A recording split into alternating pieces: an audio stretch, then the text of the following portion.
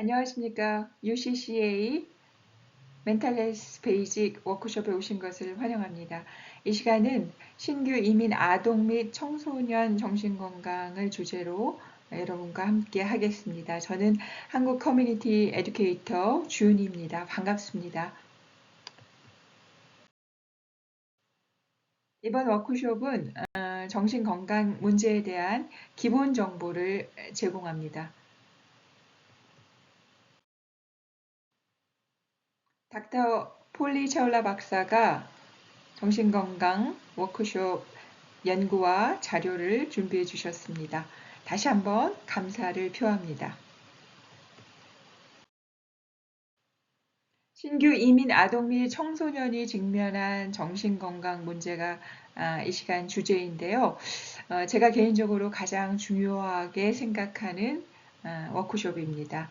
이 시간을 통해서 자녀가 있는 여러분들께서 꼭 숙지하셔서 여러분 아동이든 청소년 자녀들을 돕는데 많은 도움이 되었으면 하는 바람입니다.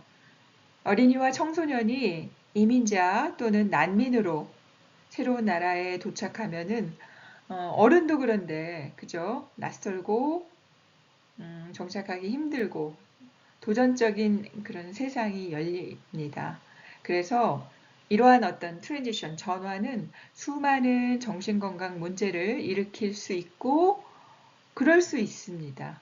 다만 그것을 잘 견뎌내고 그런 어려운 과정을 겪으면서 성장하는 것이죠. 그런 어려움이 없을 수는 없습니다. 그렇죠? 문화적 이주, 왜냐하면 낯선 곳에서는 언어 장벽, 그런 것들이 트라우마가 될 수도 있고요. 사회적으로 또 본인이 원해서 혹은 왕따를 당해서 격리, 고립될 수 있고요. 당연히 전에 지냈던 곳과 다르기 때문에 어떤 학업 시스템도 다를 수 있고 그래서 학업적 압박 가질 수 있고요. 당연히 부모와 세대 간 갈등 있을 수 있습니다. 왜냐하면 뭐 세대 간 문화 차이도 있고 환경 간의 그죠? 한국과 캐나다 간의 문화 차이도 있을 수 있기 때문에 너무나 예측 가능한 그런 갈등이 유발될 수 있습니다. 경제적인 스트레스도 있을 수 있고 고스란히 부모 혹은 주 양육자가 겪는 경제적인 압박이 자녀들에게 말을 안 해도 자녀들이 느낄 수 있습니다. 조기 개입의 중요성이 그래서 무엇보다 중요한데요. 일찍 해결하는 것은 여러 가지 이유로 중요합니다. 왜냐하면 장기적인 문제도 예방할 수 있고 학업이나 사회적 성과를 우리가 문제를 알면 그쵸 미리 개입해서 도와줄 수 있잖아요. 그리고 아이들을 이해하는데 여러분이 도움을 얻을 수 있어요. 아, 우리 아이가 이런 문제가 있었구나. 아, 이런 어려움이 있었구나. 내가 조금 더 참아줄 걸. 내가 조금 더 도와줄 걸. 그죠? 부모로서는 충분히 그럴 마음이 있기 때문에 조기 개입하는 것이 굉장히 중요합니다. 그리고 이런 것들은 우리 아동 청소년들이 회복 탄력성을 증진시키는데 개발하는데 역량을 강화시키는데 굉장한 도움이 됩니다. 그리고 세대 간, 지역사회 간 통합을 촉진시킬 수도 있고 가족 간의 긴장, 가족 간의 충돌, 가족 간의 갈등을 줄이는데 굉장한 도움이 됩니다. 심지어는 가족이 통합하는데 더 많이 이해하고 사랑하는 데 도움이 됩니다. 그래서 제가 이 주제에 관한 워크숍을 굉장히 중요하게 여기고 있고 여러분 함께 그런 마음으로 해주시면 좋겠습니다. 효과적인 지원과 통합을 제공하기 위해서 이러한 과제를 이해하는 것이 중요한데요. 아동 청소년이 직면한 정신건강 문제를 이해하는 것은 여러 가지 이유로 중요하다고 말씀드렸어요. 왜냐, 맞춤형 개입을 해서 아이들을 도울 수 있고요. 문화적 민감성을 이해하는 것이 중요합니다. 조기 식별, 예방, 개입 중요하다고 말씀드렸어요. 지원적인 학습 환경을 아이들에게 제공할 수 있고 여러 가지 가정에서, 학교에서, 지역사회에서 그죠? 사회 통합적인 도움을 아이들에게 제공할 수 있고 연대하는 마음, 다들 나를 위해주네, 나를 함께 돕네, 나만 문제가 있어서 이러한 어떤 낙인 이런 거 가질 필요가 없네, 이런 생각에도 도움이 됩니다. 가족 역학도 강화하게 되고요. 정책 및 프로그램 개발에도 도움을 줄 수가 있습니다. 신규 어린이 및 청소년의 증가가 이러한 전반적인 추세 또 제도적인 시스템 지원을 하는데 많은 영향을 주고 있는데요. 매년 캐나다는 상당수의 이민자를 환영하는데 그중 상당수가 요즘 추세입니다. 어린이와 청소년이에요. 이 인구 통계는 인구 증가하는 부분을 나타내고 있고 특정 요구사항을 해결하는 것이 점점점 중요하다는데 동의를 모으고 있습니다. 최근 몇 년 동안 캐나다에 도착하는 신규 아동, 청소년의 수가 꾸준히 증가하고 있고 이런 그 세계적인 이주 추세와 캐나다의 이민에 대한 의지를 반영하고 있습니다. 그렇기 때문에 우리 청소년, 아동, 또 커뮤니티에서의 정신건강 서비스 요구를 충분히 충족시킬 수 있기 위해서 연방정부 차원에서, 주정부 차원에서, 에드먼튼시에서 많은 관심을 가지고 있고 지원하도록 여러 가지 프로그램들을 제공하고 있으니까 여러분이 관심을 가지고 이러한 서비스들을 이용하시는 게 좋을 겁니다. 그리고 예방에 큰 도움을 줄 수 있습니다.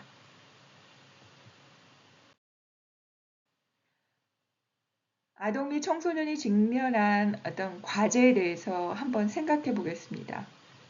새로 낯선 나라에 정착하게 되면서 여러 가지 복잡한 과정을 거치게 됩니다. 그리고 이런 어려움은 굉장히 독특할 수가 있어요. 각 가정마다 조금 다를 수 있고. 그래서 이러한 어려움은 정신 건강과 전반적인 웰빙에 상당한 영향을 미칠 수 있고 이런 것들을 좀 각 가정에서 부모들이 주 양육자가 이해하는 것이 굉장히 중요합니다. 문화적 적응, 언어 장벽, 교육적 도전, 사회적 고립 이런 여러 가지 문제들이 청소년, 아동에게 주어지게 되는데 하나하나씩 간단하게 살펴보겠습니다. 문화적 적응, 새로운 문화에 적응하는 데 어려움이 당연히 있죠. 어른도 있는데 아이들이나 청소년들에게는 더할 나위 없겠죠. 문화적 충격이 있을 수 있고요. 사회적 관습, 전통 다르죠. 또는 종교 문화에 굉장히 영향을 받는 문화권에서는 더더욱 그죠? 그냥 아주 간단한 예를 들어도 뭐 머리에 스카프도 쓰고 그렇게 다니는 친구들이라면 여름에 여기에서 뭐 아주 가볍게 옷차림 그런 거에서도 그죠? 다름을 보게 되고 음식 다른 거 있을 수 있고요. 언어 당연하고요. 그죠? 언어 장벽 굉장히 또 중요합니다. 아이들은 어른에 비해서 그게 조금 회복 혹은 따라잡는 것이 빠르긴 하지만 초기에 혹은 사춘기에 왔다면 그 초기에는 굉장한 압박감, 어려움이 있을 수 있어요. 제한된 언어 능력이라든가 같이 친구들하고 통합해서 노는 것의 어려움, 그 과정 중에 부주의한 말에 상처를 받는다거나 왕따를 당한다거나 친구들이 그냥 가벼운 마음으로 헤헤 하면서 너 머리가 왜 그래? 너 음식이 그게 왜 그래? 그 냄새 뭐야? 이렇게 했을 때 상처를 받을 수 있거든요. 의도했든 안 했든 그렇게 한 말이나 행동에 우리 아이들이 그죠? 때로는 심각하게 상처를 받을 수 있기 때문에 이런 것들을 우리 부모가 주양육자들이 이해하고 알고 있는 것이 굉장히 중요합니다. 그리고 말씀드린 대로 학업적 도전 있을 수 있어요.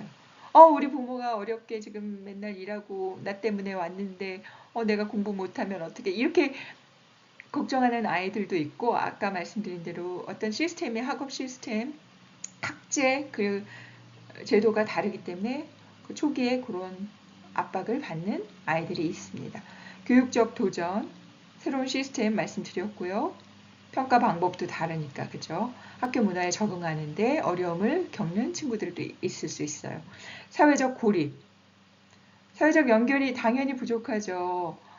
자기 나라에서는 더 친한 친구들도 있었고, 같은 말하고, 낄낄거리고, 웃고, 그죠? 여기서는 쉽게 잘 만나지도 사실 못하잖아요. 친구를 사귀더라도, 이렇게, 그렇게 막 쉽게 걸어 다니는 그런 환경이 아니다 보니까, 그죠? 더 고립될 수도 있고, 친한 사촌들 없을 수도 있고, 친척들도 없을 수 있고, 그래서 초기, 특히 초기에 많은 어려움이 있을 수 있기 때문에 세심한 자녀들에 대한 관찰이 필요합니다.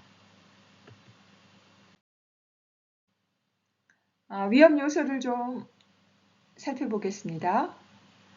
아동 청소년은 정신건강에 부정적인 영향을 미칠 수 있는 다양한 위험 요소에 특히 취약할 수 있어요. 그래서 이러한 위험 요소는 종종 2주 전, 2주 중 혹은 2주 후의 경험에서 비롯됩니다. 이러한 요소들을 이해하는 것은 적절한 정신건강 지원, 개입, 아이들을 이해하는 데 도움이 된다고 말씀드렸어요. 2주 전 트라우마를 좀 볼까요? 한국 경우에는 어떤 전쟁이나 난민에서 망명한 경우는 거의 없기 때문에 해당되지 않겠지만 그래도 여긴 캐나다고 에드먼튼이고 여러분의 자녀가 이런 트라우마를 가지고 있는 클래스메이트가 있을 수 있기 때문에 우리 부모들은 좀 알고 있는 것이 좋습니다. 그래서 폭력과 갈등, 전쟁이 꼭 아니더라도 이런 게 많이 노출됐다거나 전쟁, 무력 충돌, 정치적인 박해, 가정폭력 다 여기에 해당되죠. 그리고 어떤 이런 과정에서 손실이나 그래서 이주한 경우에 집과 소유물의 상실, 어른들의만의 문제가 아니라 아이들도 고스란히 이런 걸 느낄 수도 있고요. 혹은 그 과정에서 사랑하는 사람과의 이별, 뭐 죽음을 맛봤다거나, 그죠? 이런 것들이 다 2주 전 트라우마에 해당될 수 있고요. 가족 친구와의 이별, 그죠? 떠났으니까 낯선 곳으로 왔기 때문에 사랑하는 사람을 뒤로 한 채 떠나는 감정적 고통, 이별, 그로 인한 불안, 슬픔과 상실, 그리고 이제 새로 낯선 땅에서 조금 거창한 말로 소셜 네트워크를 다시 구축해야 돼요. 다시 재건해야 돼요.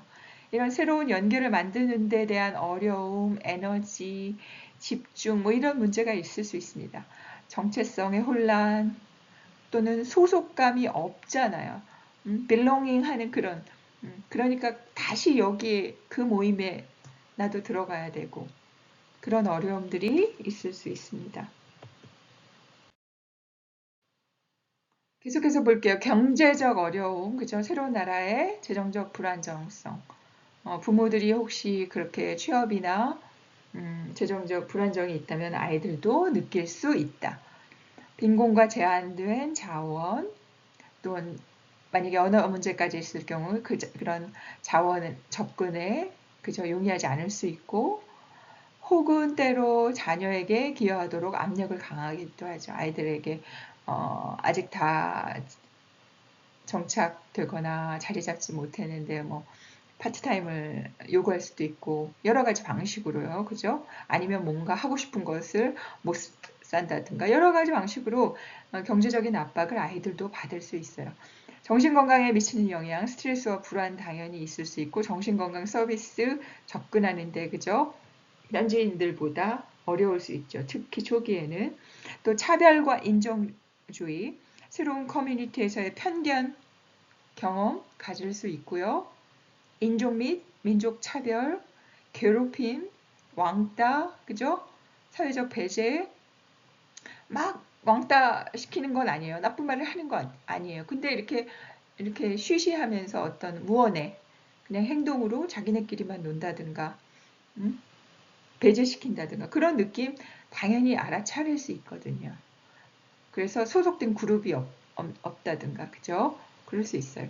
내면화된 인종차별과 정체성 문제. 나 항상 그런 거 한 번도 못 느꼈는데, 나 여기 오니까 마이너리티네? 그냥 소수민족이었네? 이렇게 느낄 수 있어요. 특히 민감한 그 청소년기에는 자기 외모라든가 어? 이런 좀 다른데 그런 정체성 혼란, 신체 이미지 이런 거 여러 가지 아주 내면에 그런 파고들이 있을 수 있어서 그런 것들을 좀 잘 관찰하시고 이해해 주시는 그런 부모님들의 시각이 굉장히 필요합니다. 그리고 이런 것들은 아이들의 정신건강에 큰 영향을 미치고 있습니다. 아동 및 청소년에 대한 가족 다이나믹 역학을 좀 볼게요. 어, 이것 역시 아동 청소년의 정신건강 웰빙에 큰 역할을 하기 때문인데요. 어, 아이들이 겪는 이런 가정 내에서 어려움이 스트레스를 굉장히 강화시킵니다. 학교 생활도 물론이지만 그래서 가족 역학을 이해하는 것도 중요합니다. 세대 간 갈등, 문화적 가치의 차이, 문화를 자기의 고유의 문화를 지킬 것인가 아니면 여기 캐나다 그냥 애들처럼 행동할 것인가 말도 그렇고 옷도 그렇고 음식도 그렇고요. 그죠? 여러 가지 그 밸류, 가치의 혼란이 올 수 있어요. 근데 그 과정에서 그것을 지키느냐 마느냐.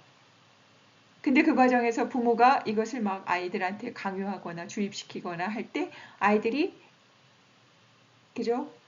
나 이러고 싶지 않은데 그래서 부모와 갈등이 생길 수도 있고 아니면 부모 의견을 따랐는데 학교에서는 아이들과 또 친구들과 분리될 수도 있고 여러 가지 어려움이 있을 수 있거든요. 그 다음에 아이들에 대한 상충되는 부모의 기대 그리고 관계에서의 그런 영향 그 다음에 가족 역할의 변화도 있을 수 있어요. 그래서 초기에 혹시 부모들이 영어에 좀 어려움이 있는 경우에 사춘기 아이들이 한 3, 4년 혹은 1, 2년 학교 다니면 부모보다 더 영어를 잘하게 되는 경우가 있어요. 그래서 번역하기도 하고 무슨 가정에 일이 있다거나 은행에 무슨 일이 있을 때 통역을 한다거나 나서서 그저 하게 된다거나 그런 과정에서 실수가 있을 수도 있고 아이는 아이거든요. 여러분 아실 거예요. 영어를 암만 잘해도 그런 통상적인 일관계, 업무 관계를 이해하는 데는 영어하고 상관없이 어른이 더 나아요. 영어는 못해도. 그래서 그런 여러 가지 일들이 있어서 스트레스를 받는 경우가 있어요. 그 과정에 실수가 이루어진다면. 그래서 뭐 번역가, 중재자 혹은 관리자의 역할을 할 수도 있고 이러다 보면 과도하게 어린 시절이 상실되면서 막 어, 부모의 역할을 대신해주는 그런 청소년기를 보내게 되는 경향이 있습니다. 가족 계층의 의사결정, 권한에 그러다 보면 그죠? 권한의 변화도 있을 수 있고 그러다 보면 부모를 조금 어, 무시한다거나 그러다 보면 부모하고 또 갈등이 있을 수도 있고 부모의 권위에 도전하게 된다거나 그런 일이 있을 수 있습니다. 꼭 이민자가 아니어도 사춘기 시절에 가정 내에서 이런 일이 있는데 하물며 더하겠죠. 그죠? 부모의 정신건강도 아이에게 영향을 미칩니다. 부모의 스트레스와 정신건강의 문제가 고스란히 아이들한테 그죠? 이거는 여러분 다 이해하실 거예요. 그래서 부모에게도 이주 스트레스가 있고 불안이 있고 고용, 경제적인 문제가 있고 그러다 보면 육아 관행에 영향을 미치고 부부관계, 커플에서도 그죠? 잦은 싸움이 있다면 아이들에게도 고스란히 그것이 전달될 거고 그래서 트라우마도 세대 간 전이되고 대리적 트라우마라는 건 대신해서 내가 직접 당사자가 아닌데도 그것을 보면서 그것을 들으면서 그것을 그 사건에 노출되면서 겪는 트라우마를 대리적 트라우마라고 합니다. 그래서 가족 지원 시스템이 잘 작동하지 않을 때 아이들에게 정신건강에 문제가 심대하게 영향을 줄 수가 있습니다. 사회적 통합 과제를 한번 볼게요. 새로운 환경에서 어린이, 청소년이 정서적으로 안정되고 또 소속감도 가져야 되고 전반적으로 잘 그 학업을 수행하기 위해서는 이런 것들이 잘 주어져야 되는데 어려움이 있을 수 있다는 거예요. 문화적 차이 때문에, 언어 때문에, 새로운 문화에 적응해야 되고, 또래 압박이라는 거 있단 말이에요. peer pressure. 아이들이 학교 가서 받는 그런 압박이 있는데 엄마 아빠들에게 그 얘기를 잘 안 하게 돼요. 그러나 아이들이 스트레스가 있는 거거든요. 친구 사귀기 어려움. 문화적 장벽 얘기했죠. 다른 사회적 규범, 말하는 스타일, 옷, 런치, 음식 뭐 갖고 왔는지 다 그죠? 왜냐하면 특히 초등학교일 때는 조금 덜해요. 그런데 청소년이 되면 튀기 싫어요. 아이들과 그걸 이제 소속감이라고도 하고 그런데 그래서 근데 뭐 부모가 어떤 특정 문화를 가진 부모가 그것을 고수한다든가 그랬을 때 우리 아이들이 겪는 압박감이 있다. 그다음에 지역사회 간섭에 익숙하지 않죠. 당연히 언어 장벽이 있을 수 있다고 말씀드렸고 정신건강에 미치는 영향, 외로움, 고립 이런 거 본인이 아주 기꺼이 자기가 그걸 선택할 수도 있고 또래 친구들에 의해서 아예 배제되는 경우 굉장한 스트레스가 있을 수 있겠죠. 자존감 감소로 이어질 수 있습니다. 동료 압력 말씀드렸어요. 새로운 사회적 규범에 따르라는 압력, 무언의 압력, 문화적 적응, 근데 내가 진짜 좋아서 따르고 싶은지 이런 문제 있을 수 있어요. 그런데 대부분은 이제 고등학교 졸업하면서 이런 문제들이 많이 나아지는 게 사실입니다. 많은 수는. 그러나 말씀드린 대로 민감한 나이이기 때문에 초기에 이런 문제가 발생했을 때 더 잘 적응하지 못하고 더 많이 상처받고 힘들어할 수 있는 청소년들이 있을 수 있다. 네, 이 사실을 아는 것이 중요해요. 그러면 부모님들이 조금 더 이해해 주기 때문에 그게 큰 도움이 될 거라고 제가 말씀드립니다. 그리고 또래 압력 중에서는 이제 거절에 대한 두려움이 있어요. 그래서 본인이 하기 싫어도 친구들이 다 이렇게 하면 따라가는 거. 일정 괜찮은데 정말 원치 않고 싫은데 따라간다면 이게 문제가 되겠죠. 그죠? 그 다음에 그러다 보면 부정적인 행동에 참여하는 경우도 있고 부정적인 영향에 노출되는 경우도 있고 학업 성취도에 당연히 영향이 있을 수도 있고요. 그죠? 장기적인 결과로는 내부 갈등, 관계 긴장, 그저 가정 내, 학교 내에 다 있을 수 있습니다. 문화적 정체성 유지하는 것도 큰 문제 중에 하나예요. 아까 말씀드린 대로 정체성을 유지할지, 동화될지, 아니면 그것을 그 과정 중에 있는데 본인이 주도적으로 결정할지, 친구들의 압박을 따를지, 이러한 미묘한 그런 과정이라는 걸 이해하시는 것이 중요하고, 또 문화적 이중성, 문화 보존의 과제, 캐나다에서는 각 민족들의 아주 고유한 문화와 전통을 존중하는 게 있어요. 타인에게 피해만 주지 않는다면, 그죠? 그런 문화이기 때문에 이런 것들 부모가 잘 알고 계시면 아이들을 이런 문화, 또 정체성, 가치 이런 문제들을 미리 함께 이야기하면서 아이들을 도우실 수 있습니다.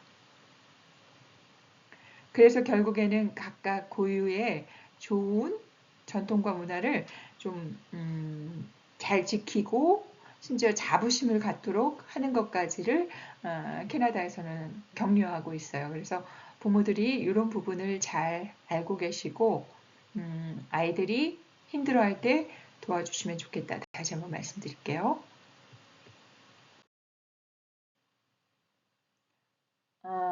학업 성취도에 미치는 영향 계속해서 한번 보겠습니다. 외상 스트레스 장애는 집중력에 어려움을 줄 수 있고요. 이게 조금 심할 경우에 아이들이 학교를 결석하게 되는 경우 혹은 잦은 지각, 그죠?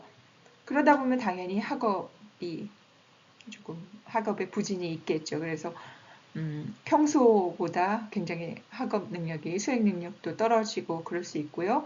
약물 사용 왜냐하면 어려움을 겪게 되다 보니까 그런 것들이 한번 손을 대게 되고 의지하게 되는 경우가 일어날 수 있어요. 인지장애와 파괴적인 행동, 심할 때는 학교 중퇴로 이어질 수 있고요.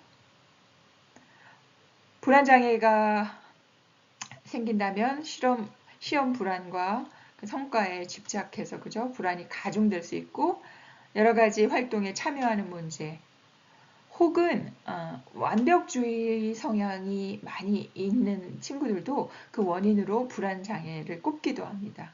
그래서 혹시 이런 부분이 좀 염려되고 의심된다면 전문가의 정신상담 진단을 받으시기를 제가 권유드립니다.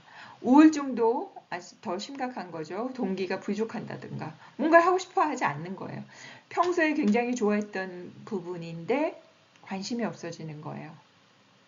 부정적인 생각을 계속한다든가 심지어는 이제 잘 둔감해지고 인지 둔화가 나타난다든가 이런 것들 잘 주의해서 관찰하시고 보셔야 됩니다.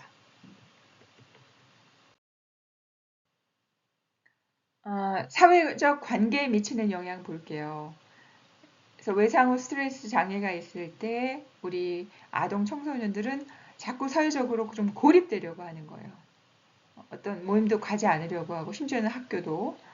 그래서 또 하나는 다른 사람을 신뢰하는 데 어려움을 가질 수 있고 공격적이거나 혹은 우리 아이 이런 애 아니었는데 예측하기 어려운 그런 행동들을 말을 하는 거예요. 말씀드렸지만 물질 사용도 할 수 있고요. 그래서 동료와의 그 학급 친구들 간의 영향, 관계가 악화될 수도 있고 그러다 보면 뭐 친구들이나 학교와 혹은 부모와 어떤 약속을 했고 책임감 있게 행동하지 못했기 때문에 신뢰가 당연히 깨지겠죠. 그러다 보면 사회적인 스티그마, 낙인, 쟤 뭐 하는 애야, 쟤 약속 안 지키는 애야. 이렇게 문화적 정체성을 유지하는 데도 어려움이 있습니다. 계속해서 나오는 말인데 문화적 보존과 통합의 균형에서 어려움을 겪을 수 있고요. 언어 문제 있을 수 있고 문화 통합하는데 어려움을 있을 수 있어요. 그래서 포괄적인 이런 것들을 이해하는 환경 이런 것들의 문제가 있을 때 학교 선생님하고도 이야기해 볼 수 있고 지역 커뮤니티의 도움을 요청할 수도 있고 또래 그러니까 비슷한 환경에 처한 그 또래 그룹과 연결해서 함께 시간을 보내도록 할 수도 있고 그러면서 그냥 주입식으로 너의 문화를 존중해 이러는 것이 아니라 문화적 자부심을 가질 수 있도록 요즘은 그 인터넷 발달로 각각 문화와 연결되는 너무나 많은 시스템들이 있어서 하다못해 그저 한국 뭐 다큐멘터리도 많고 좋은 드라마도 많고 그죠 뭐 아이들이 좋아하는 케이팝도 있을 수 있고 그래서 아주 균형을 맞춰서 발전시키는데 문화적 자부심을 고취시킬 때 도움이 될 수 있는 그런 환경을 제공할 수 있습니다. 아동 및 청소년을 위한 지원 시스템을 좀 보겠습니다. 지원 시스템은 아까 서두에 제가 말씀드렸어요. 굉장히 중요하다. 조기 개입이 굉장히 중요하다. 예방적 차원에서도 또 부모로서 아이들을 돕는데 왜 누가 꺼리겠어요. 그죠? 그래서 굉장히 중요하다는 걸 다시 한번 강조드리고 가족의 역할, 커뮤니티 지원, 학교의 역할이 중요하다. 이렇게 딱 생각을 아예 하세요. 우리 자녀의 정신건강 문제가 제 문제, 아니면 우리 가정의 문제가 아니라 우리 커뮤니티의 문제, 우리 지역사회의 문제, 하다못해 우리 캐나다 사회의 문제, 우리 학교의 문제, 학교에서 우리 딸, 아들을 도울 수 있다. 이렇게 생각하셔야 돼요. 그러려면 먼저 정신건강에 대한 낙인, 스티그마 문제 해결하셔야 돼요. 한국 분들이 제가 이 말은 좀 하고 싶지 않지만 정신건강에 대한 여전한 오해와 편견이 있으시고 특히 자녀가 그런 어려움이 있을 경우에 약간 쉬쉬하고 숨기고 그러려는 경향이 많으세요. 자랑한 일은 아니어도 이런 어려움이 있으니까 도움을 적극적으로 주변에서, 학교에서, 커뮤니티에서 도움을 여러분이 요청해 하셔야 돼요. 그리고 그런 문제가 있는 자녀, 옆집 자녀, 친구의 자녀를 보는데 그런 시선을 가지시면 안 돼요. 누구나 도움이 필요하고 적극적으로 도움을 요청하는 게 중요하다. 심지어 따뜻한 시선으로 보시고 어떻게 도와줄까? 어떻게 격려할까? 그렇게 오히려 생각하시기를 정말로 네, 권해드립니다.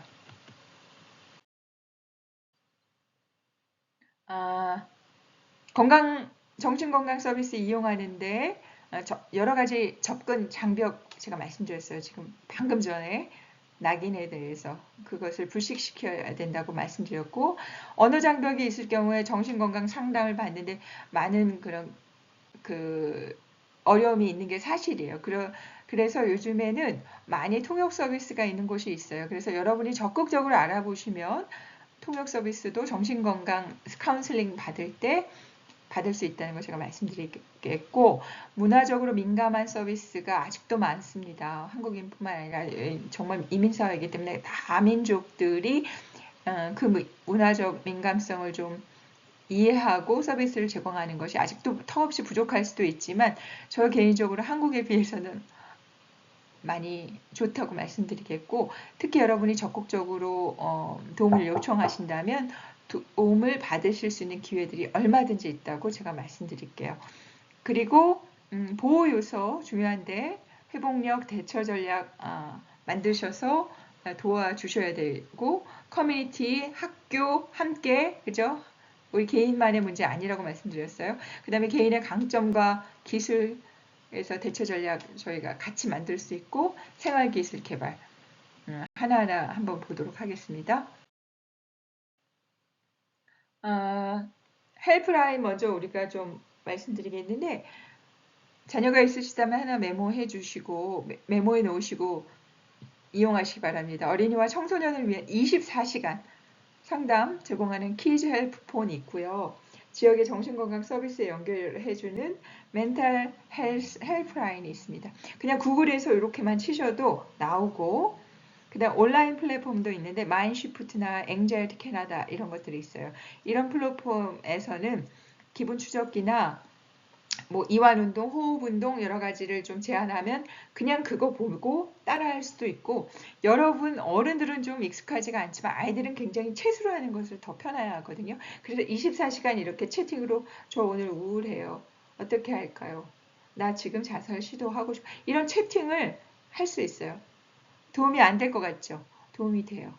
아이들은 이런 게 더 오히려 편하게 느낄 때도 있기 때문에 혹시 여러분의 자녀가 아는 분들이 이런 어려움이 있다면 이런 것들을 적어놨다가 그 개인의 필요에 따라서 난 요거에 맞겠다. 그래서 제안해 주시기를 바랍니다. 다시 한번 강조드리는데요. 학교는 아동 청소년에게 가정 또는 그 이상으로 친구 관계, 그죠? 엄마, 아빠, 어느 시점 청소년기에는 부모보다 더 중요한 역할을 하는 것이 친구 관계, 학교 생활이에요. 그래서 문제가 있을 때 학교와 긴밀하게, 그거 소문나면 어떻게 염려하지 마세요. 그렇지 않습니다. 학교나 학교장과 상담해서 학교에서 추천해서 상담사 연결도 되고요. 저희처럼 UCCA처럼 NGO 기관에서 무료 상담도 받으실 수 있고, 다각적으로 여러분이 할 수 있는 선에서 열정적으로 돕는 데 나서시기를 제가 권유드립니다. 그래서 외부 서비스에 대한 추천도 학교에서 제공할 수 있고요. 학교에서 선생님이나 또 친구들의 도움을 받는다면 더 빨리 긍정적으로 건강하게 건강한 방법으로 해결될 수도 있어요. 그래서 다시 한번 강조드리는데 가정과 학교와 커뮤니티, 시 함께 정신건강 문제를 해결한다는 그런 마인드를 꼭 가지시기를 제가 강조드리고, 문화 언어 지원, 문화의 민감성 우리가 있어야 되고, 문화적 그런 연결되면서 아이들에게 더 문화적으로 위로되는 것도 인정을 해주시면 좋겠어요.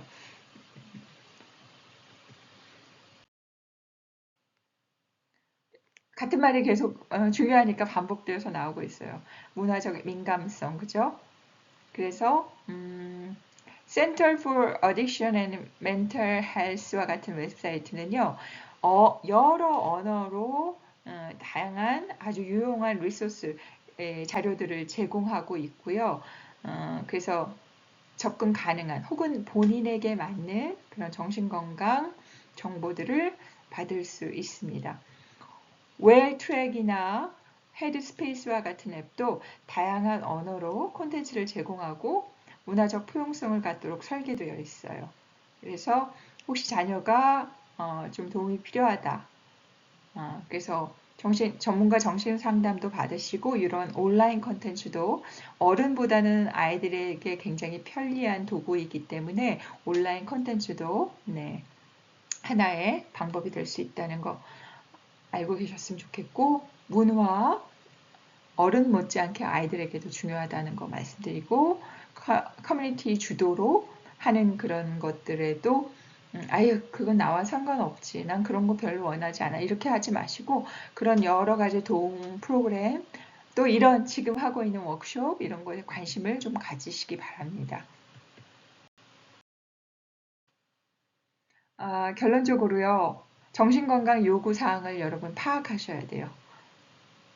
아이들에게도 정신건강, 스트레스, 불안, 우울, PTSD 있을 수 있다. 이렇게 생각하시고 문제가 발견됐다면 지원을 제공하셔야 됩니다. 가족을 필요한 리소스를 연결하는데 적극적으로 나서셔야 돼요. 그래서 더 나은 어떤 프로그램 지원 제공하기 위해서 노력하셔야 되고 우리 모두가 함께 협력해야 합니다.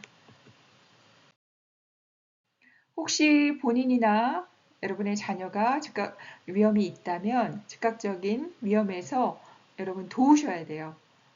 필요한 경우에 911로 연락하시고 자살을 시도했다거나 자살 시도를 계획하고 있다거나 그럴 때는 연중 무휴 24시간 제공되는 988로 전화하셔서 즉시 도움을 청하시고 받으셔야 됩니다. 여러 가지 도움되는 그런 네트워크 연결 정보들을 올려드렸으니까요. 스크린샷 하셔서 가지고 계시면 필요할 때 쓰실 수 있습니다. UCCA에서는 무료 정신 상담을 제공하고 있습니다. 여러분께서 카운슬링 원하시면 보이는 이메일 주소로 지원하시면 전문가 무료 정신 상담을 제공받으실 수 있습니다. 함께 해주셔서 감사합니다.